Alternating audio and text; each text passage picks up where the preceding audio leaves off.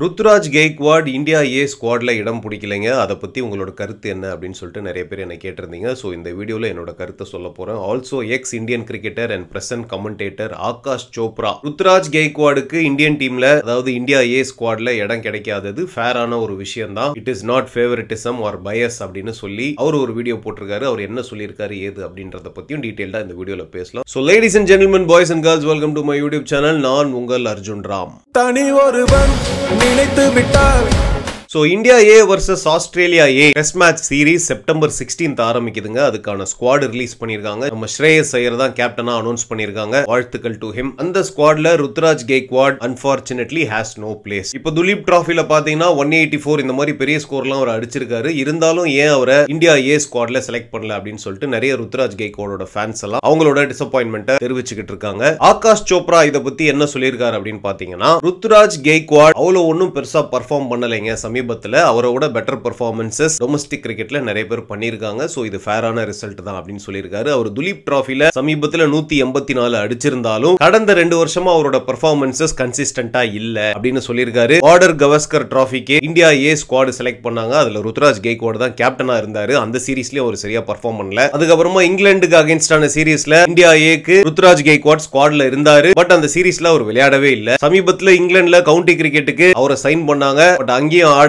Personal reasons side பண்ணி வெளியே வந்துட்டாரு. இப்படி இருக்க பட்சத்துல இந்த டிசிஷனை நீங்க எப்படி क्वेश्चन பண்ண முடியும்? அவரோட பெட்டர் பிளேயர்ஸ், டொமஸ்டிக் பிளேயர்ஸ் இருக்கும்போது அவங்கள தான் பிரெஃபர் பண்ணுவாங்க. அந்த மாதிரி தான் இந்தியன் டீம் பண்ணிருக்காங்க அப்படின்னு ஆகாஷ் சோப்ரா அவரோட கருத்தை சொல்லியிருக்காரு. ஃபர்தரா ஆகாஷ் சோப்ரா என்ன சொல்லியிருக்காரு அப்படின்னு பாத்தீங்கன்னா, ருத்ராஜ் கெய்க்வாட் கடந்த ஒரு வருஷமா ஃபர்ஸ்ட் கிளாஸ் கிரிக்கெட்ல அவரோட பெஸ்ட்ல இல்ல. ரஞ்சி டிராஃபி மேட்சஸும் கடந்த 2 வருஷமா பெருசா ஆடல அவரு. அப்படி இருக்கும்போது எப்படி அவர் இந்தியன் டீம்ல செலக்ட் பண்ணுவாங்க அப்படின்னு கேள்வி எழுப்பியிருக்காரு. 2024ல துலீப் டிராஃபில ருத்ராஜ் கெய்க்வாடோட ஆவரேஜ் என்ன அப்படின்னு பாத்தீங்கன்னா 38. அப்புறம் இரானி டிராஃபிலையும் ஒன்னும் பெருசா அவர் ஸ்கோர் பண்ணல. ஆஸ்திரேலியா ஏ கூட நடந்த சீரீஸ்லயும் அவர் பெருசா ஸ்கோர் பண்ணல. கடந்த 2 வருஷத்துல 4 ரஞ்சி மேட்சஸ் தான் ஆடி இருக்காரு. அவரோட ஓவரால் ஃபர்ஸ்ட் கிளாஸ் ஆவரேஜ் பாத்தீங்கன்னா 41.77 which is good, but at the same time it is nothing extraordinary. So அதனால அவர் டீமை விட்டு எடுத்தது is acceptable. அது ஃபேர் தான். அதுல ஒன்னும் ஃபேவரட்டிசம் பயஸ் அப்படின்லாம் எதுவும் கிடையாது. செலக்டர்ஸ் கொஞ்ச நாள் ருத்ராஜ் கெய்க்வாட பேக் பண்ணாங்க. பட் அவர் 2 வருஷம் கன்சிஸ்டன்டா பெர்ஃபார்ம் பண்ணலனா அவரை விட நிறைய டேலண்ட்ஸ் இருக்காங்க இந்தியால. சோ ஒரு ட்ரெயின் வந்தது, ஸ்டேஷன்ல நின்னுச்சு, அது கொஞ்ச நேரம் தான் நிக்கும், அதுக்கப்புறம் நிக்காதுங்க, ட்ரெயின் போயிடும். அது ட்ரெயினோட தப்பு இல்ல.